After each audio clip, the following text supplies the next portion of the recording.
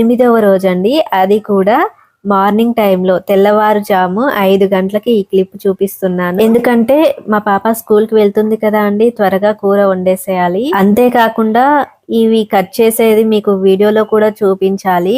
ఏ విధంగా గ్రో అయ్యింది, ఎన్ని కట్టలొచ్చాయి ఈ మెంతి కూర అనేది కూడా మీకు తెలియాలి కదా అండి. అందుకనేసి లేట్ అవుతుందేమోనని 5 గంటలకే నేను ఈ మొలకల్ని రూమ్ లోపలికే తీసుకొచ్చి వీడియో తీస్తున్నాననమాట.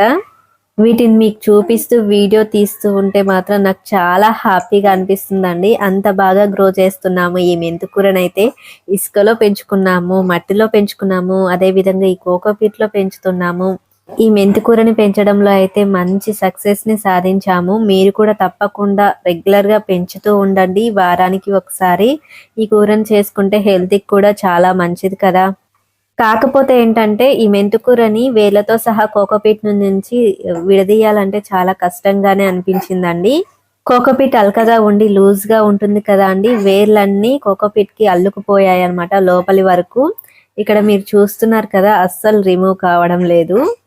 అంటే డైరెక్ట్గా కట్ చేయొచ్చు కదా అని మీకు అనిపించవచ్చు, కానీ మీకు వీడియోలో చూపించడం కోసం మాత్రమే నేను ఇలా వేళ్ళతో సహా రిమూవ్ చేస్తున్నాను.